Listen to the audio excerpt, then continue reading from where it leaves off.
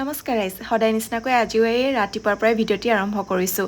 এইফালে মানুহজনৰ কাৰণে ব্ৰেকফাষ্ট ৰেডি কৰিলোঁ। আজি ব্ৰেকফাষ্টত তেনেকৈ একো বনোৱা নহ'লে ডিম এটা বইল কৰি দিলোঁ, লগতে ব্ৰেড বাটাৰ কল আছিলে আৰু লগতে ড্ৰাই ফ্ৰুটছ অলপমান দিছোঁ। এনেকৈ খাই মেলি তেখেত এতিয়া ডিউটিলৈ যাব। গৰমৰ দিনকেইটাত যিহেতু ৰাতিপুৱা একো খাবলৈ মন নাযায়, তেওঁ এনেকৈয়ে ব্ৰেকফাষ্ট কৰি যায়। কেতিয়াবাতো গৰম লাগিছে বুলি একো নোখোৱাকেই যাব বিচাৰে, তথাপিও মই জোৰ কৰি খুৱাই পঠিয়াওঁ কিবা দুটামান।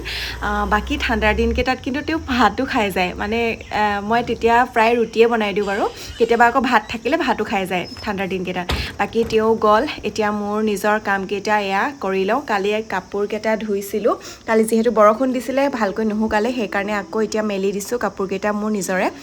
বাকী এয়া আমাৰ ৰাতিপুৱা পৰিৱেশ, ৰ'দটো ওলাইছে আৰু ধুনীয়াকৈ। মই নিজেও ব্ৰেকফাষ্টটো কৰি ল'লোঁ, কৰি মেলি এতিয়া আৰু কামত ধৰিব লৈছোঁ। বিচনাখন প্ৰথমে ঠিক কৰি লৈছোঁ, তাৰ পাছতে ঘৰ দুৱাৰকেইটা সাৰি আৰু মুচি লৈছোঁ।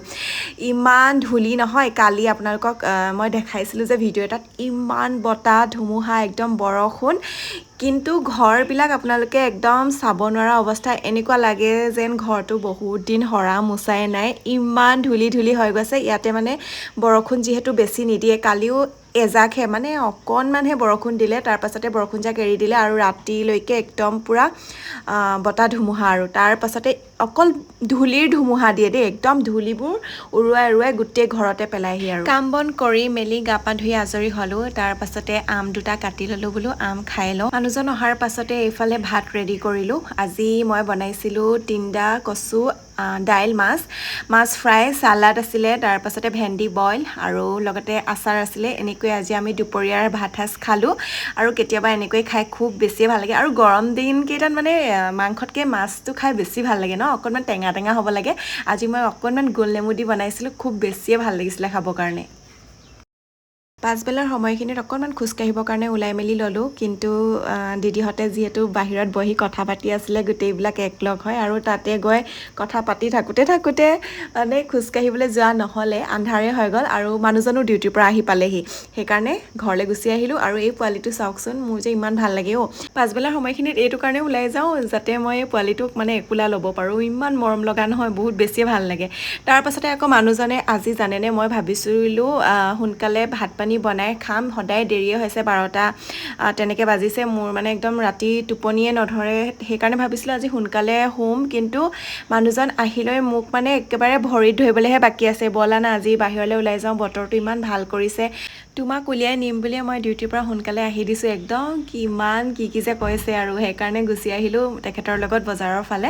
প্ৰথমতে গাহৰি বজাৰলৈ আহিলোঁ, মানে গাহৰি আছেনে চালোঁ, গাহৰি আছিলে দেই, আজি ভাগ্য ভাল ৰাতিও আছিলে, তো গাহৰি অকণমান ল'লোঁ। তাৰ পাছতে আকৌ তেখেতে ক'লে ব'লাচোন মাছ বজাৰ যাওঁ, কালি যে বৰষুণ দিছিলে মাছ ওলাব পাৰে ধুনীয়া। সঁচাকৈ কৈছোঁ, মাছ ইমান ধুনীয়া ফ্ৰেছ ওলাইছিলে নহয়, সৰু মাছ ওলাইছিলে। তাৰে মানে গোটেই মাছবিলাক ইমান ধুনীয়া, মানে কোনখিনি লওঁ কোনখিনি নলওঁ লাগিছিলে, সেইকাৰণে গোটেইবিলাকৰে অলপ ল'লোঁ। লগতে মানুহজনে মানে একদম লগৰবিলাকলৈও ফোন কৰিছে, মাছ লৈ যাম নেকি, ইমান ধুনীয়া ওলাইছে তেনেকৈ বুলি।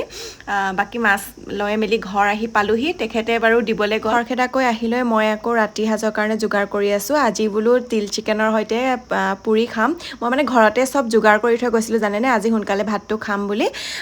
তেওঁ আকৌ জোৰ কৰাত যাবগৈলগীয়া হ'ল, সেইকাৰণে এতিয়া আহিলৈ বনাইছোঁ, তিল চিকেন বনাই আছোঁ। এইফালে মানুহজন আহি আকৌ মাছবিলাক ধুবলৈ ল'লে, আৰু চাওকচোন বৰিয়লা মাছ, পুঠি মাছ আৰু দৰিকণা মাছ ইমান ধুনীয়া নহয়, তেওঁ একদম ধুই আছে ধুনীয়াকৈ। মই বোলো ধুনীয়াকৈ ভিডিঅ' এটা কৰোঁ দিয়া।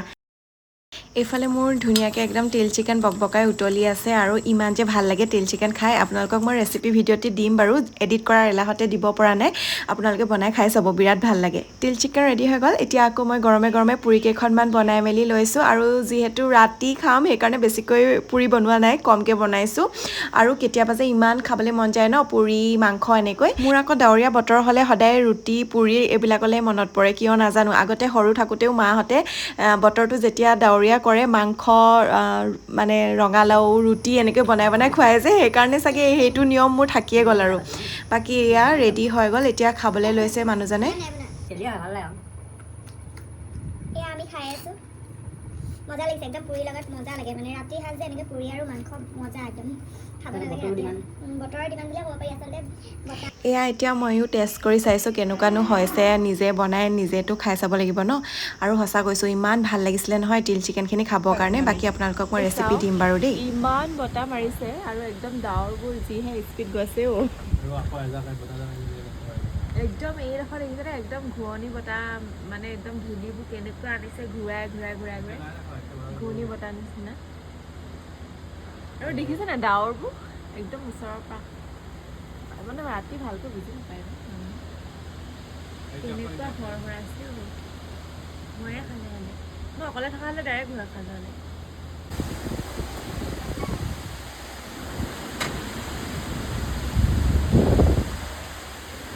বাহিৰতে বহি আছিলোঁ ইমান ভাল লাগিছিলে নহয় লগতে কাৰেণ্টটো কাটি দিলে সেইকাৰণে মানুহজনে ক'লে পাৰ্কতে বহি থাকোঁগৈ ব'লা তাৰ আগতে মই বোলো ড্ৰাই ফ্ৰুটছ অলপমান ৰাতিপুৱাৰ কাৰণে তিয়াই ৰাখোঁ মই যে তিয়াই ৰাখিলে একেবাৰে খাব নোৱাৰোঁ জানেনে কিন্তু মানুহজনে আকৌ তিয়াই ৰাখিবলৈ কৈছে সেইকাৰণে তিয়াই ৰাখিছোঁ এয়া একদম হাত চাত মেলি একেবাৰে পাৰ্কলৈ আহিছোঁ ইমান ভাল লাগিছে একদম শান্তি লাগি গৈছে বতাহজাক মাৰি আছে যে আৰু একদম হাৱা হাৱা এনেকুৱা ধুনীয়া বতাহ মাৰি আছে একদম পাৰ্কলৈ নহাকৈ থাকিব নোৱাৰিলোঁ ভাত পানী খাই এয়া ওলাই আহিলোঁ পাৰ্কলৈ মোৰ কাম কেইটামান আছিলে কামকেইটা কৰি মেলি এয়া পাৰ্কৰ ফালে ওলাই আহিলোঁ মানে আজি কৈছোঁ নহয় মোৰ জীৱটোৱে ইমান শান্তি পাইছে নহয় এইকেইদিন ইমান কষ্ট পালে আজি জীৱটো একদম ভাল পাব এই ফুলখিনি চোৱা পানীও দৰকাৰ নহয় জানে নাই সিহঁতক সেই মানুহ এঘৰ যে গৰম লু চলি আছিলে